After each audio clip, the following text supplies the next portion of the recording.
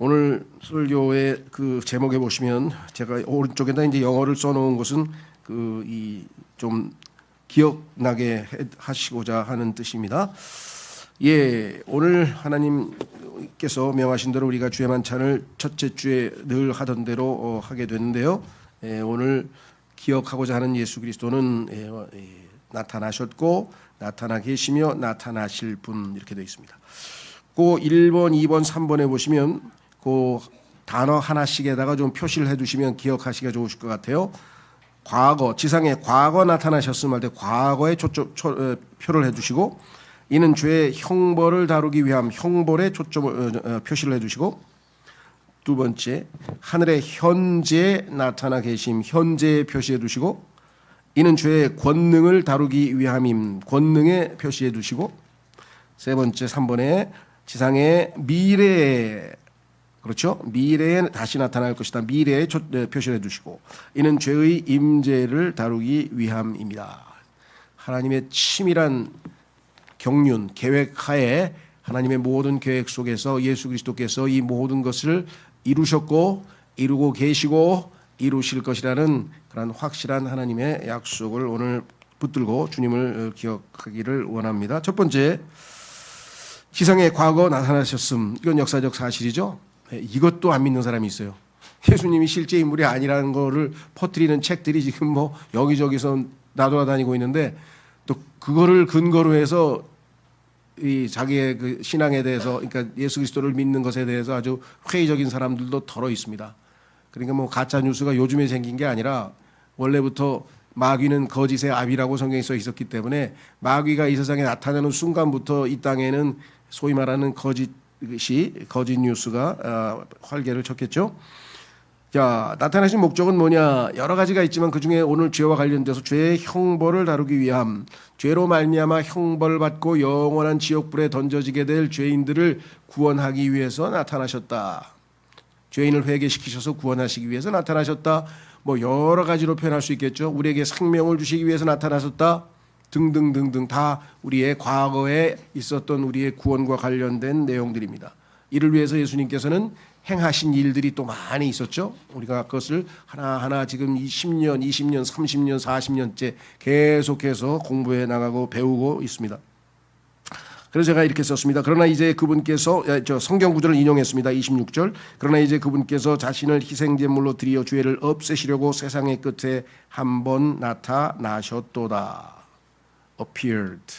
자, 시편 8편 8편 4절에 보면 예수 그리스도께서 나타나셨는데 그것을 다른 단어로 표현하셨어요. 그것은 방문하셨다, 찾아오셨다 이렇게 표현을 했는데요. 자, 시편 8편 4절. 사람이 무엇이기에 당신께서 그를 유념하시니까, 또 사람의 아들이 무엇이기에 당신께서 그를 찾아오시나이까. 방문한다는 영어의 visit이라는 단어인데, 지난번에도 한번 수요일 날인가 말씀을 드렸었는데요. 이 visit이라고 하는 단어는 중립적으로 찾아온다 그런 뜻입니다. 방문한다. 그렇죠? 그래서 미국에서 그 거리 설교 말고 또 집집마다 가가고 찾아다니면서 복음을 전하는 것을 visitation이라고 한다 그랬죠. 그래서 그 얘기도 말씀을 좀 드렸었고요. 그런데 우리 성경에 보면은 감찰이라고 하는 단어로도 쓰인다 그랬어요. 왜냐하면은 방문을 하실 때, 여기는 지금 우리를 구원하기 위해서 방문하실 때는 좋은 뜻으로 정말 긍정적으로 쓰였고, 마지막 날에 원수를 갚기 위해서 심판하시기 위해서 방문하실 때에는 당연히 감찰의 때가 되겠죠. 그래서 동일한 단어가 문맥에 따라서 정반대로 쓰일 수도 있다. 하여간 보니까 방문하셨어요. 저 높고 높은 곳에서 이 낮고 낮은 곳에 오셨다. 우리는 그것은 너무나 잘 알고 있죠. 그러니까 인류 역사 6,000년이 지금 지나가고 있는 것 같은데요.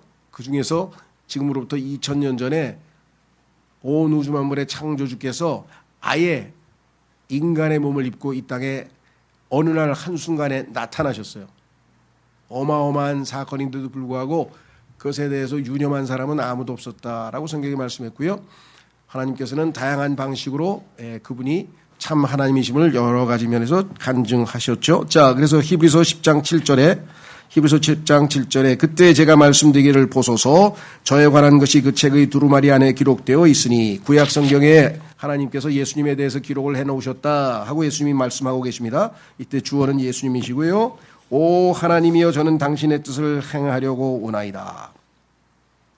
이곳에 나타나셨는데 찾아오셨는데 또 오셨는데 여러 가지 동사로 표현을 하고 있죠. 오셨어요. 멀리서 오셨는데 목적이 뭐냐? 하나님의 뜻을 당신의 뜻을 행하려고 오나이다.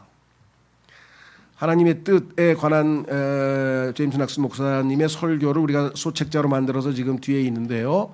하나님의 뜻은 다양하게 많겠지만 그중에서 이것은 하나님의 뜻이니라고 정확하게 그렇게 성경에 기록된 것은 한 10개 안팎입니다. 그래서 그것을 우리가 제일 우선적으로 관심을 가져야 되기 때문에 그 내용이 그 설교집에 있으니까 혹시라도 안 보신 분들은 하나님의 뜻이 무엇인가 거기에 잘 써 있죠. 또 확인해 보실 수가 있습니다.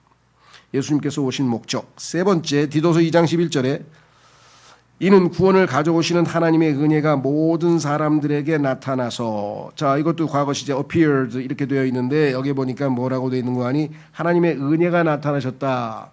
근데 목적은 뭐냐? 구원을 가져다 주시기 위해서 오셨다. 그리고 그 은혜가 우리를 가르치고 계신다 이렇게 되어 있어요. 지금 현재 예수님께서 은혜로 의인화되어서 우리를 가르치고 계신다.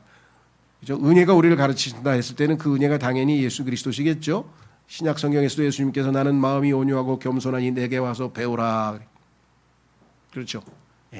우리가 사람의 아들로서 살아가려면 부모님으로부터 배우고 학교에서 배우고 여러 가지 각도에서 다양하게 배우듯이 하나님의 아들로서의 삶을 살려면 예수 그리스도께 와서 우리가 배워서 겸손하신 그분으로부터 우리가 배워야겠죠. 자, 디도서 3장 4절에는 또 무엇이 나타났다고 했느냐? 예수님이 오실 때 은혜로서 나타나셨고요. 이번에는 3장 4절에 그러나 사람을 향한 우리 구원자이신 하나님의 친절하심과 사랑이 나타난 뒤로 하나님의 친절하심과 사랑이 나타났다. 예수님 오실 때 성경에 보니까 예수 그리스도의 특성 중에 하나는 사람들이 쉽게 접근할 수 있는 누구든지 친절하게 대해주시기 때문에 무서워서 벌벌 떨고 눈치 보면서 갈 필요가 없는 그러한 분이라 그랬어요. 그게 죄인들에게는 얼마나 큰 위로가 됩니까? 그렇죠? 만약에 그냥 무시무시하고 어미하시고 두려우시고 공포스러우시고 그런 하나님이시기만 했다면 예수님께서 어떻게 그 앞에 감히 나타날 수가 있겠어요? 갈 수가 있겠어요? 그렇죠? 그런데 이분은 성경에 보니까 사람들이 누구에게든 접근하기 쉽게 맞아주시는 분이시고 그래서 친절하셨다. 여러분 어떠십니까? 사람을 대할 때 친절하지 않고 무뚝뚝하게 누가 나에게 반응했다. 그럼 어떻게 되겠어요? 그런데 겁이 나가지고 야 과연 내가 가는데 나를 어떻게 맞이해 줄까 하고 굉장히 좀 망설여서 좀 마음에 좀 불편함과 두려움이 있었는데 가는데 엄청나게 친절하게 대해주면은 그건 정말 감사한 일이죠. 그렇죠? 뭐 일상생활에서도 그렇습니다. 예기치 않게 친절하게 대해주면 감사한 일인데 예기치 않게 무뚝뚝하게 나오면 이제 불편한 거죠. 하나님은 예수 그리스도는 친절하심과 그 다음에 사랑으로 나타나셨다. 하나님께서 세상을 이처럼 사랑하사. 자, 그래서 우리는 예수 그리스도의 초림 때의 모습에 대해서 몇 가지 좀 살펴보고 있습니다. 자, 디모데후서 1장 10절 마지막 1번에 대해서 우리가 이미 잘 알고 공부를 많이 했기 때문에 1번은 이렇게 넘어갑니다. 디모데후서 1장 10절 그러나 이제는 우리의 구원자이신 예수 그리스도의 나타나심에 의하여 명백하게 드러났으니 예수님이 나타나심으로 인해서 명백하게 드러난 것이 있는데 그것은 뭐냐? 그분께서는 죽음을 폐기하셨고 죽음의 권능을 가지고 있는 마귀를 멸하셨다고 히브리서 2장에 써 있죠. 그래서 고린도전서 15장에서는 부활장에서 죽음에 대해서 사망에 대해서 승리를 선포하고 계시잖아요. 자, 그뿐만 아니라 여기 이렇게 써 있네요. 복음을 통하여 생명과 불멸을 밝히 드러내셨느니라.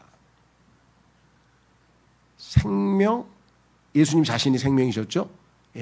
그래서 생명을 나타내셨을 뿐만 아니라 불멸, 사람들이 죽지 않으려고 하는 이 영원히 살려고 하는 그러한 이 욕망이 있어서 뭐 정말 뭐 진시황서부터 시작해가지고 서양이나 동양이나 어떻게든지 영원토록 살아보려고 하는 그런 욕망을 추구하는 갈구했던 그 사람들의 뭐 이런 여러 가지 이야기들이 남아져 있는데, 불멸, immortality, 직역을 하면 죽지 않음이에요. 죽지 않음을 가져오신 분이 바로 예수 그리스도예요.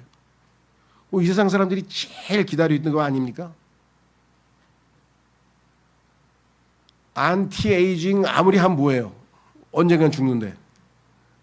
안티에이징 아무리 하면 뭐하냐고. 그렇죠? 아무리 보톡스 맞고 아무리 뭐 줄로 뭐 재고 늘리고 리프팅을 하고 하면 뭐예요? 언젠가 쪼그라들어가 다 죽을 건데. 죽음을 제거해야 되잖아요. 왜? The last enemy is the death.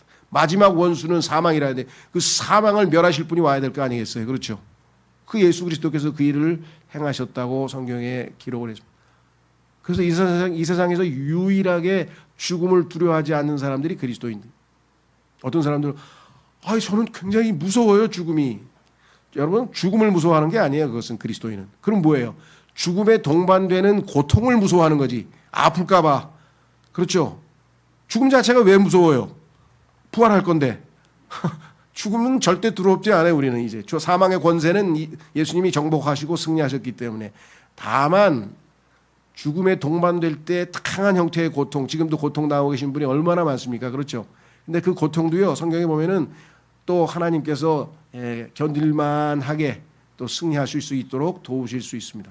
자, 그래서 두 번째, 이제는 나타나 계신다. 현재 시제로 써 있는데요. 자, 어디에 계신가? 지금은 지상이 아닙니다. 1번과 3번은 지상에서 이루어질 일이지만 2번은 하늘에서 이루어졌어요. 그래서 성경에서 두 번째에 오신다 그러죠. 세 번째 오신 게 아니고 두 번째 오신다는 얘기는, 왜냐하면 지금은 하늘에서 나타나 계신다. 예수님께서 하늘에 현재 나타나 계심. 이는 죄의 권능을 다루기 위함임. 그 얘기는 뭐냐? 죄로 인한 형벌은 우리가 이제 면했지만, 죄가 우리의 육체 안에, 우리의 몸 안에, 우리의 육체 안에, 지금 육신 안에 버젓이 거하고 있으면서 여전히 우리 위에 군림하려고 하고, 우리를 무너뜨리려고 하고, 우리를 종노릇하게 시키려고 하고, 아직도 그런 일들이 계속해서 벌어지고 있죠. 그래서 그리스도인은 매일매일 죄의 권능, 파워, 죄가 우리를 지배하려고 그러고, 죄가 우리를 부려먹으려고 하고, 죄가 우리를 노예로 삼으려고 했을 그 모든 죄의 권능으로부터 예수 그리스도를 통해서 우리가 승리해야만 이 땅에서 하나님의 자녀로서의 삶을 살 수 있지. 그렇지 않고 신부는 하나님의 자녀인데 매일 삶에서 이 죄의 권능 앞에 무릎 꿇고 자꾸만 죄를 반복해서 짓는다. 그러면 신부는 하나님의 자녀인데 실제는 삶의 모습은 마귀처럼 사는 거잖아. 그렇죠? 그렇기 때문에 지금 현재도 우리의 연약함을 알고 계시는 예수 그리스도께서 하나님 보좌 우편에 앉으셔서, 때로는 일어나시지만 스테반같이 훌륭한 순교자가 나타나면 예수님도 감격을 하셨는지 벌떡 일어나셔가지고 내려다보고, 이건 제가 해석하는 거니까 지어낸 얘기입니다. 하여간 성경에 예수님이 일어나 계셨다는 말이 하여간 사도행전에 써 있어요. 그때가 언젠가 보니까 순교자 그 스데반의 모습을 보시면서 그랬다고 써 있으니까 우리도 그렇죠. 무슨 야구 경기나 무슨 뭘 보다가 갑자기 흥분하는 와 하면서 홈런 치면 벌떡 일어나듯이 예수님도 뭔가 특별한 사건이기 때문에 일어나신 거 아닌가 싶어요. 여러분도 예수님을 일어나게끔 만드는 정도의 위대한 일들을 한번 해보시면 어떨까? 너무 예수님이 졸리셔서 그냥 앉아 계시는. 자, 죄송합니다. 그런 얘기는 아니고요. 중요한 거는 죄의 권능이 아직도 우리를 짓누르고 있죠. 자, 그래서 우리를 위하여 지금 하나님의 임재 앞에 나타나 계시니라. 이렇게 성경에 분명하게 써 있네요. 그러면 그 나타나신 예수 그리스도를 성경에서는 대제사장이라 그랬어요. 대제사장으로서 지금 우리를 돕고 있는데 그게 몇 가지가 있는가? 여기 보시면 지금 세 가지만 써놨는데 제가 두 가지 더 보충하겠습니다. 첫 번째, 예수 그리스도께서는 우리와 하나님 사이에서 우리를 위한 변호자로서의 역할을 하고 계십니다. 요한일서 2장 1절에 보시면 나의 어린 자녀들아, 이런 것들을 내가 너희에게 기록하는 것은 너희로 하여금 죄를 짓지 않게 하려 함이라. 죄를 짓지 않게 하기 위해서 요한일서 기록을 해 주셨는데, 문제는 혹시라도 죄를 지으면 어떻게 될 것인가. 그런데 만일 어떤 사람이 죄를 짓는다면 아버지와 함께 계시는 변호인이 우리에게 계시니 곧 의로우신 분 예수 그리스도시라. 지금 하나님 앞에 나타나 계신데 그분은 첫 번째 우리의 변호인으로서 나타나 계신다. 요즘 말로 하면 승소율 100%. 이게 뭐 정말 안심하고 맡길 수 있는 변호인이십니다. 그분께 다 우리가 모든 것을 내려놓고 의탁하고, 또 죄를 지으면 자백하고 용서받고. 자, 그래서 뭐 변호인에 대해서 뭐 특별히 뭐 설명할 필요는 없겠죠. 요즘 뭐 하도 변호인에 대해서 뭐 다양한 관심들을 가지고 있는 것 같아요.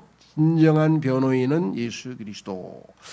두 번째, 히브리서 4장 14절에서 16절에 보면은요, 여기에는 이제 대제사장인데 우리를 도우시는 분이시다 이렇게 써 있는데 한번 확인해 보겠습니다.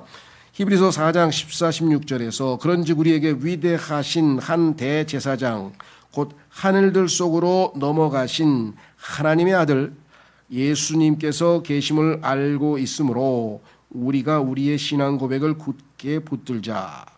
하늘에 지금 대제사장이신 예수님이 하나님 앞에 나타나 계신데, 이는 우리에게 계신 한 대제사장은 우리의 연약함들을 공감하지 못하는 분이 아니시기 때문이라. 우리가 연약하다, 강한 자가 아니고 쉽게 무너진다, 죄도 쉽게 짓고 고통에도 힘들어하고, 그렇죠? 조금만 상처 입어도 쉽게 무너지고, 우리의 연약함에 대해서 다 알고 있고 경험해 보신 분이시다. 여기 써 있죠. 오히려 모든 점들에서 우리가 그러한 것처럼 시험을 받으셨으나, 똑같이 우리처럼 친구에게 배반도 당하고 거짓 고소도 당하기도 하시고 가족으로부터도 배반당하기도 하시고, 그렇죠? 예. 뭐 우리가 경험한 것 이상으로 다양한 형태의 많은 시험을 받으셨으나 그럼에도 죄는 없는 분이시라. 그러면 우리가 담대하게 은혜의 보좌로 나아가자. 이는 우리가 자비를 얻어 내고 필요한 때에 도우시는 은혜를 발견하고자 함이라. 그래서 예수 그리스도께서는 대제사장으로 해서 우리를 도우시는데 두 가지, 자비를 주시고 그 다음에 은혜를 주신다. 필요한 은혜를 허락하신다. 이렇게 성경에 분명하게 나와 있습니다. 여기 보니까 뭐라고 되어 있는 거 하니, 연약함들을 공감하시는 분이 아니시기 때문이라. 가끔 가다가 상담 전화를 받거나 상담하러 오시는 분 가운데 아무도 내 마음을 몰라요. 아무도. 그래서 내가 한 명 있어요. 누구세요? 그러니까 누구겠어요? 예수님이 다 공감하신다고, 다 느끼신다고 다 써놓으셨잖아요. 그러니까 다음부터는 아무도라 그러지 말고 딱 한 명만 날 이해하고 있어. 너무해. 그것도 한 명이 있으니 얼마나 다행이에요. 그렇죠? 한 명이라도 누군가 나를 진정으로 이해해 준다면 그 사람 자살 안 합니다. 예, 절망, 아무도 자기를 이해하지 못한다고 하니까 그냥 극단적 선택을 하는 것이지, 나의 마음을 충분히 공감해주고 함께 해주고자 하는 분이 있다. 뭐 너무나 우리에게는 참으로 놀라우신 분이 계시죠. 세 번째는 그뿐이 아니에요.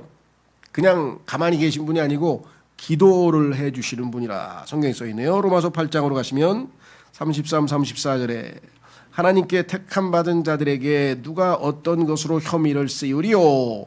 정당함을 입증하시는 분 하나님이시로다. 정죄하는 자는 누구냐? 죽으신 분은 그리스도시니 진정 오히려 다시 살아나셨도다. 그분께서는 바로 하나님의 오른편에 계시며 또한 우리를 위하여 중보하시는도다. 예수 그리스도의 중보기도, 그 전에 로마서 8장 26절인가요? 성령님의 중보기도, 그 기도 덕분에 지금 여기까지 오신 거예요. 여러분과 제가. 그렇죠? 예. 그래서 예수 그리스도께서는 현재 하나님 앞에서 우리를 위하여 나타나 계신데, 세 번째, 우리를 변호하시고 우리에게 자비와 은혜를 베푸시고 도우시는 분뿐만 아니라 중보자로서 기도해 주시는 분이시고, 네 번째는 뭐라고 성경에 써 있는가? 중재, 하나님과 우리 사이를 중재한다 그랬는데요. 미디에이터라 그랬는데, 우리의 모든 것들은 하나님께 바로 상달되는 것이 아니라 다 예수 그리스도를 통해서 예수 그리스도가 우리 하나님 사이에 인간과 하나님 사이에 유일한 중재자라고 성경에 써 있습니다. 자, 그래서 디모데전서 2장 5절 이는 유일하신 하나님이 계시며 하나님과 사람들 사이에도 유일하신 중재자가 계시기 때문이니 곧 사람이신 그리스도 예수시라.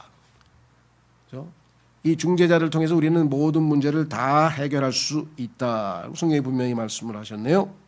그렇죠. 자, 그 다음에 이제 우리에게 남아 있는 것은 무엇인가? 그것은 바로 구조자입니다. 구조자. 자, 히브리서 2장 17, 18절에 보니까 예수님이 우리를 구조하세요. 우리가 하도 어디에 잘 구덩이에 빠지는지 뭐 어디에 빠지는 자기가 구조를 해주셔야 돼. 구조. 소방관처럼 오셔서 구조하잖아요, 그죠? 예. 우리가 구조받아야 할 시츄에이션 상황에 너무나 자주 놓이는 거예요. 그래서 예수님은 구조해 주신다.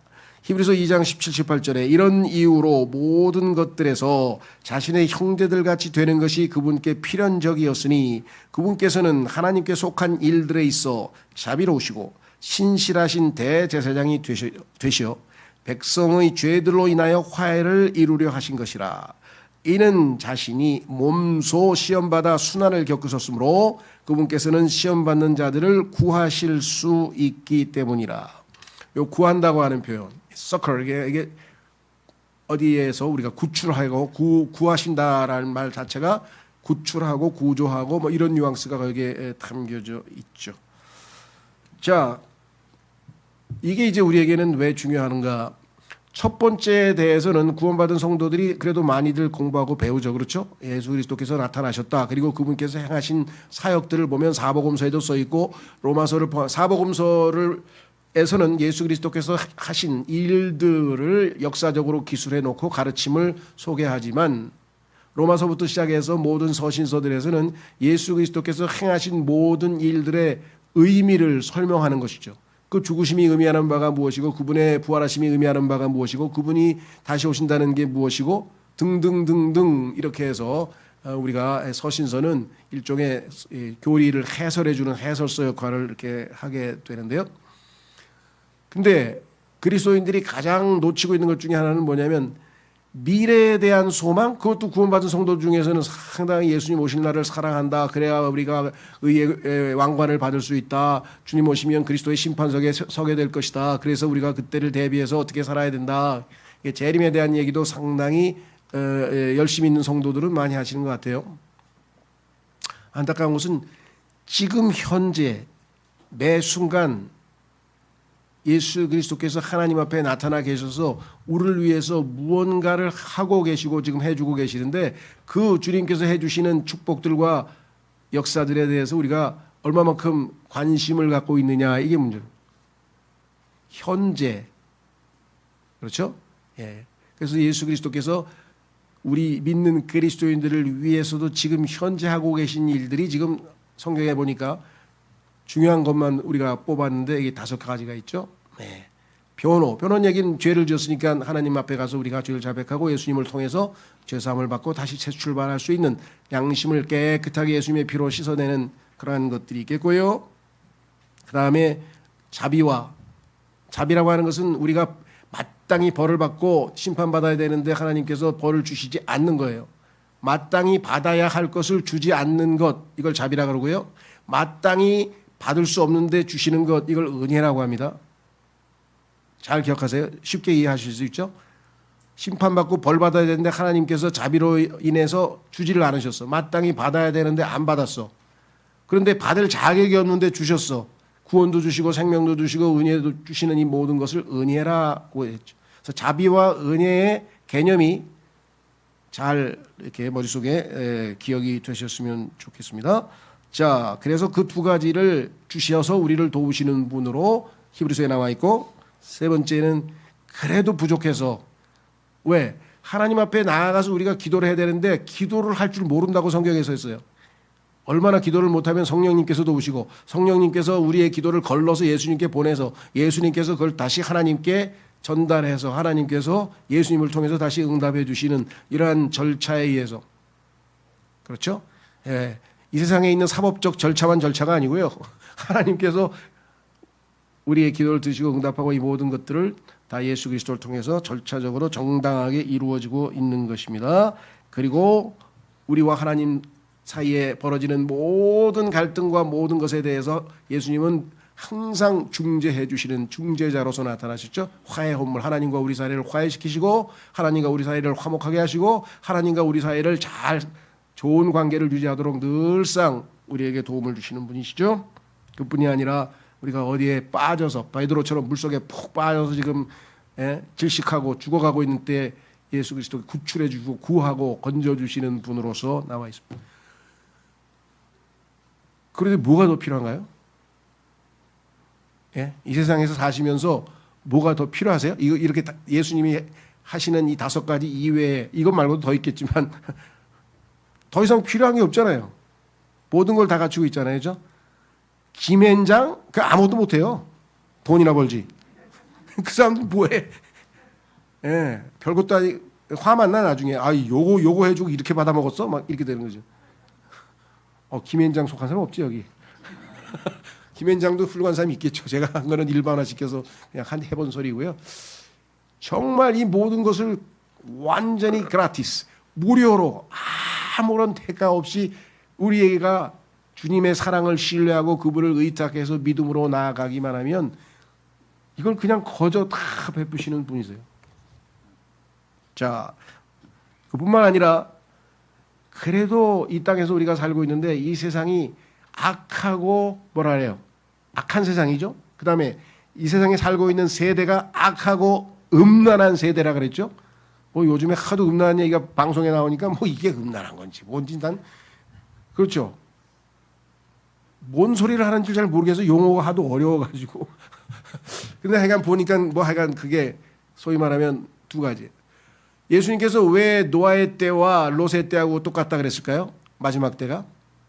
노아의 때도 천사들이 타락을 해가지고 사람의 딸들과 혼인해서 소위 말하는 음행을 저지르고 그런 못된 짓을 했죠. 그 다음에 폭행. 그래서 그 폭력과 이 성도덕의 타락 이것이 노아의 시대의 문화 트렌드였고 롯의 시대에는 2+, 알파 거기다 막 동성애에다가 막 온갖 그렇죠. 이런 모든 것들이 마지막 시대의 모습이라고 예수님께서 벌써 진지하게 얘기하셨는데 지금은 그런 일들이 그냥 더 얘기할 필요도 없이 지금 아주 이 범람에 넘치고 있는 시대에 우리가 지금 살고 있기 때문에 우리 그리스도인들의 간절한 소망은 이런 꼴 저런 꼴 안 보고 그렇죠? 예수님이 오시면 모든 게 깨끗하게 정리된 그날이 온다 그랬으니까 그날을 지금 잔뜩 신경 쓰고 기다리는 거죠. 그렇다고 해서 밤낮 저 산에 가서 박수치고 할렐루야만 하면 안 되고 이 지상에서의 하루하루의 삶에서 2번 우리를 위해서라고 써 있어요. 우리를 위해서 for us 우리를 위해서 나타나 계신 예수님의 도움을 받아서 이 땅에서 이러한 환경 속에서도 예수 그리스도의 라이프 스타일로 살아갈 수 있다는 것을 간증하고 하나님의 능력과 어떠하심을 보여주는 역할을 하는 것이고 그 역할에 충실한 사람에 대해서는 하나님께서 그리스도의 심판 속에서 보상하신다. 이렇게 나와 있습니다. 그렇죠? 자, 그래서 3번째 쭉쭉 읽어가겠습니다. 여러분 너무나 잘 아시는 내용들이기 때문에 지상에 미래에 다시 나타나실 것임. 이는 죄의 임재를 다루시기 위함임. 죄와 영원히 헤어지는 겁니다. 이제 죄하고는 이제 더 이상 안 만나요. 영원히 이 죄가 어디로 갑니까? 불호수로 던져져 가지고 우리하고는 영원한 결별을 하게 되는 그날이 오게 됩니다. 그래서 이제 우리가 하고 싶은 대로 마음껏 해도 항상 죄가 아닌 하나님을 기쁘시게 하는 행동을 할 수 있는 자로 변모가 된다고 써 있어요. 지금은 뭐예요? 내가 하고 싶은 대로 하면 어디 갑니까? 감옥에 가 있겠죠. 이 세상에서도. 자, 그래서 이렇게 써 있습니다. 히브리서 여기는 26절이죠. 그런 다음에 그분께서 자신을 고대하는 자들에게 죄와 상관없이 2번째 나타나시어 구원에 이르게 하시리라. shall appear 나타나실 것이다. 여기는 우리말이기 때문에 나타나시리라인데 나타나시리라 그리고 구원에 이르게 하시리라 이게 이제 붙어 있어서 나타나시어로만 썼습니다만은 영어에 shall appear. 첫 번째 디도서 2장 13절에 보시면요. 그 복된 소망과 위대하신 하나님 곧 우리 구원자 예수 그리스도의 영광스러운 나타나심을 고대하게 하셨느니라. 우리는 기다리는 삶이에요. 우리는 기다리는 삶. 세뮤엘 깁이나 또 우리 교회 어떤 분 말씀대로 쇼핑센터에 들어가서 안 나오고 있는 부인을 기다리는 삶이 아니고 여행 가려고 그러는데 집에서 안 내려오고 있는 사람을 기다리고 있는 그런 기다림이 아니고 우리의 기다림은 예수 그리스도께서 오실 것을 기다리는 그런 기다리는 거 설레면서 기다리는 거하고 참으면서 기다리고 있는 거하고 그렇죠? 성경에 보니까 예수님 오실 때까지 인내하고 기다리라. 인내하고 기다리라. 자, 그래서 성경에 보니까 우리의 인내는 소망의 인내예요. 왜? 반드시 오시기 때문에. 반드시 오시기 때문에. 자, 그래서 여기 보시면 분명하게 영광스러운 놀랍죠? 영광스러운 나타나심. 두 번째 요한일서 3장 2절 사랑받는 자들아 이제 우리는 하나님의 아들들이라. 그리고 우리가 어떻게 될 것인지 아직 나타나지 아니하나. 아직 안 나타났어요. 어디 가서 식당이나 어디 가서 대접받으면서 여보쇼 나 하나님의 아들인데 좀 어떻게 특별히 좀 잘 대접해 하고 하실 수 없어요. 왜? 아직 안 나타났어요. 여러분 안에 계신 예수 그리스도께서는 아직 형성되지 아니하였고 아직 나타나 있지 않기 때문에 알아주는 사람은 형제 자매들이 믿음으로 그 형제를 하나님의 아들로 인정해 주는 것뿐이지 아직 나타나지 않았어. 그분께서 나타나실 때 우리가 그분과 같이 되리라는 것을 우리는 아느니라. 이게 이제 그분이 오실 때 여자 나타나실 때 미래 시제로 되어 있죠. 이는 우리가 그분 그대로 볼 것이기 때문이라. 예수 그리스도께서 완전히 영광스러운 몸으로 변형산에서 그냥 햇볕보다 더 밝게 그 광채를 가지고 있는 것처럼 우리도 죄와 상관없이 호련히 영광스러운 육체로 몸으로 변화되어서 주님을 뵙게 될 것이다.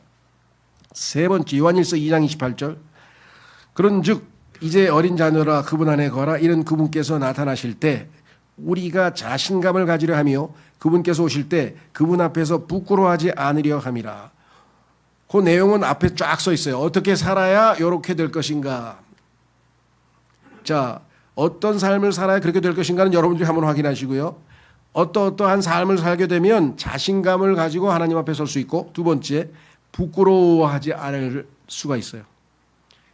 그런데 하나님의 성령님을 따라서 성령님의 통제하에 살지 않고 내 멋대로 살면 자신감이 없어. 하나님 앞에 떳떳하게 나가기가 굉장히 꺼림직하죠. 그렇죠? 두 번째 창피해.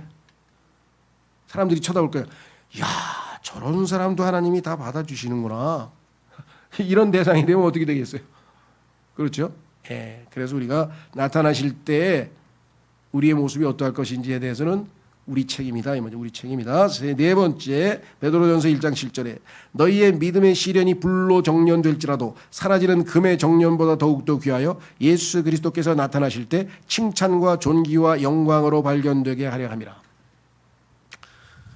우리가 우리의 능력과 노력으로 애를 써서 나름대로 신앙생활을 하게 되면 아까 말씀드린 것처럼 자신감도 없고 하나님 앞에 부끄러움 당할까 봐 예수님께서 여기에 나와 있는 것처럼 영광, 칭찬과 존귀와 영광으로 예수 그리스도 앞에 나타날 수 있도록 우리가 그렇게 해주시는데 그 방식이 뭐냐? 그것은 바로 뭐예요?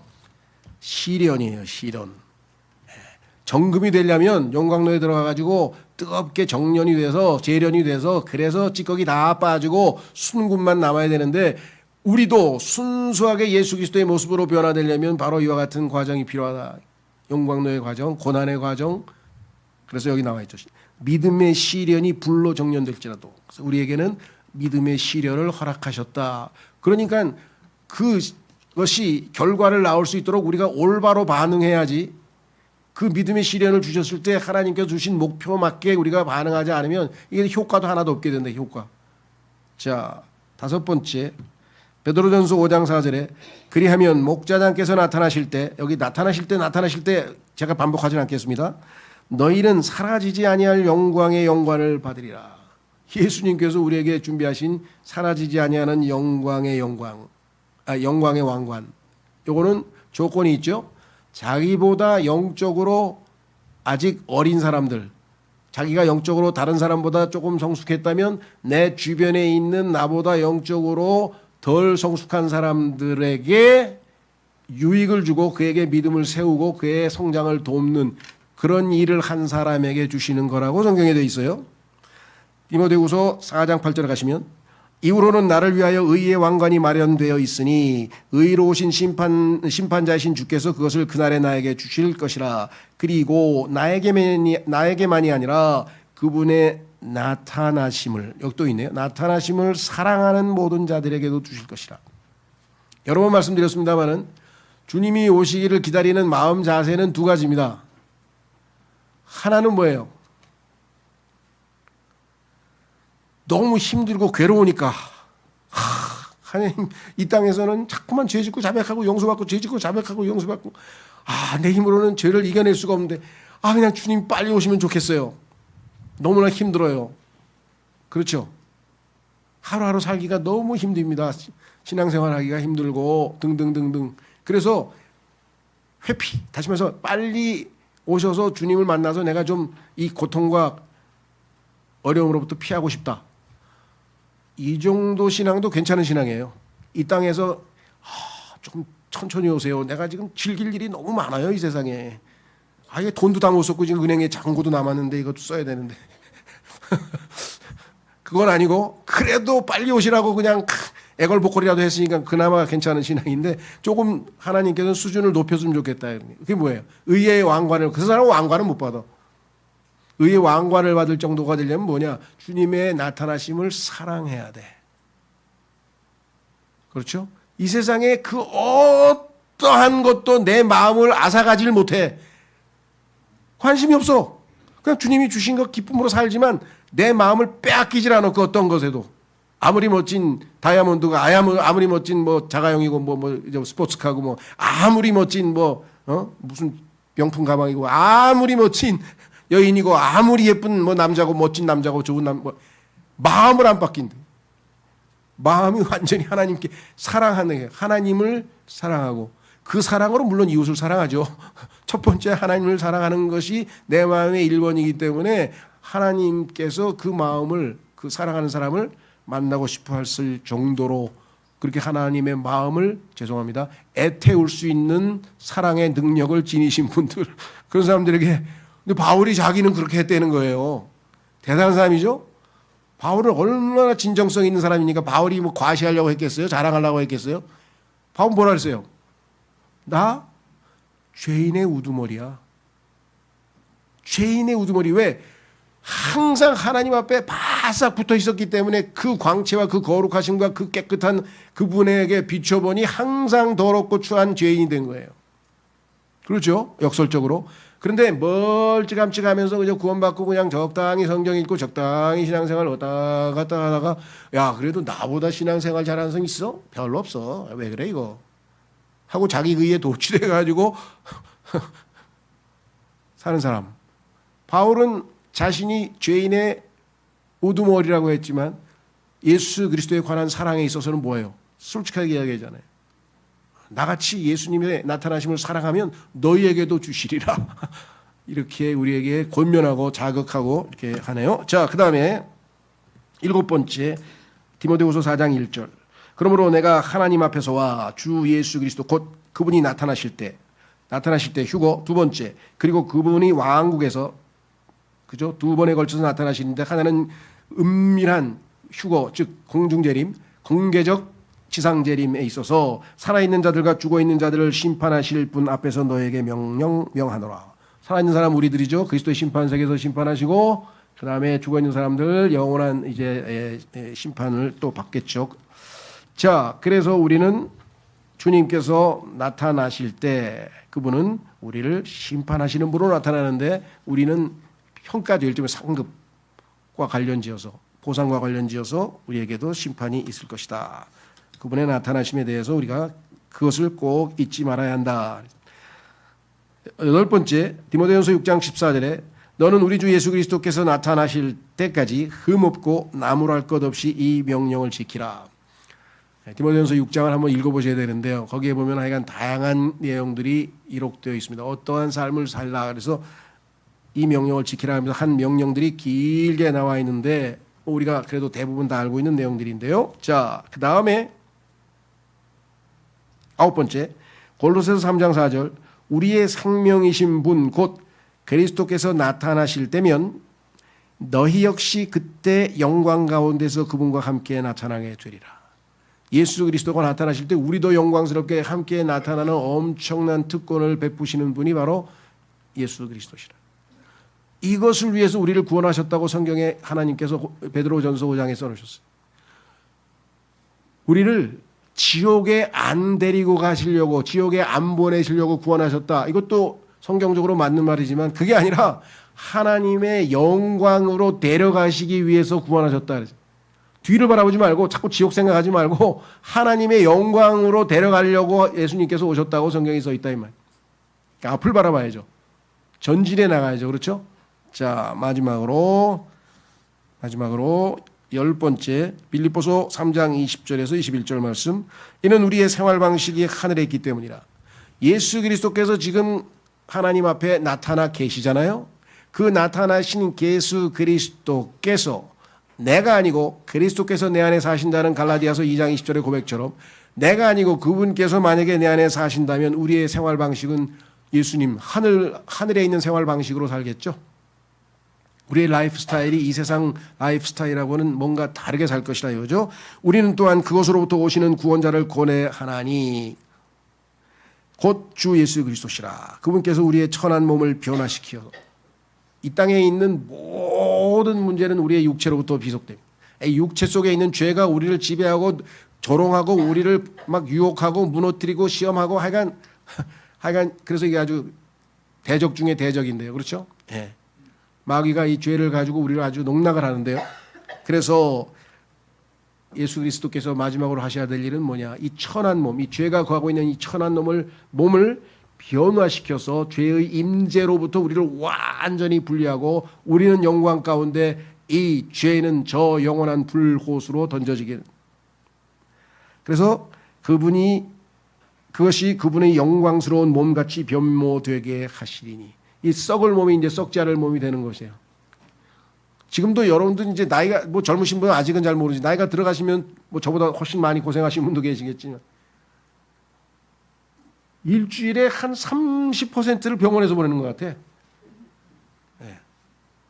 엄지손가락이 관절염이 막 아이고 왜 이래 막 엄지가 막 아파. 한 2달 치료했더니 조금 있다 이제 발바닥이 아파. 족저근막염 쩔뚝쩔뚝 해가지고 또 조금 있다 또 허리가 아파. 그 다음에 목이 아파. 그 다음에 어깨가 아파. 그 다음에 뭐야 편도선이 부어. 그 다음에 기침해.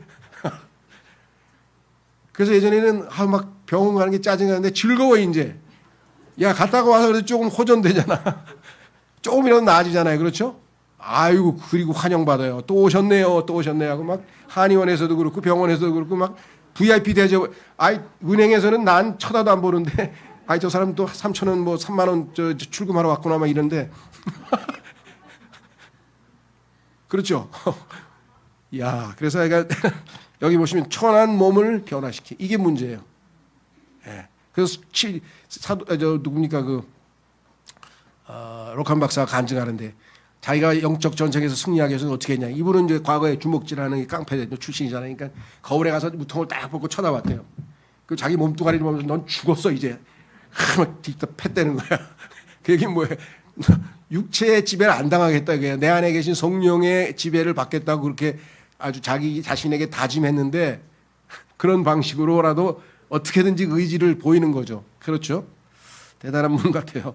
자, 그것이 그분의 영광스러운 몸같이 변모되게 하시니 그분께서는 그것으로 인한 역사심에 따라 심지어 모든 것들을 자신에게로 능히 복종케 하실 수 있는. 예, 그래서 우리는 오늘 나타나셨고 나타나시며 나타나실 예수 그리스도에 대해서 살펴봤습니다. 뭐 여기에 대해서는 더 많이 있지만 그래도 성경에서 나타난다는 단어를 중심으로 쭉 찾아보니까 이렇게 자세하게 하나님께서 써놓으셨네요. 오늘 나타나셨고 나타나 계시고 나타나실 이 예수 그리스도로 오늘 우리가 빵과 잔에 참여하면서 기억하도록 하겠습니다. 예,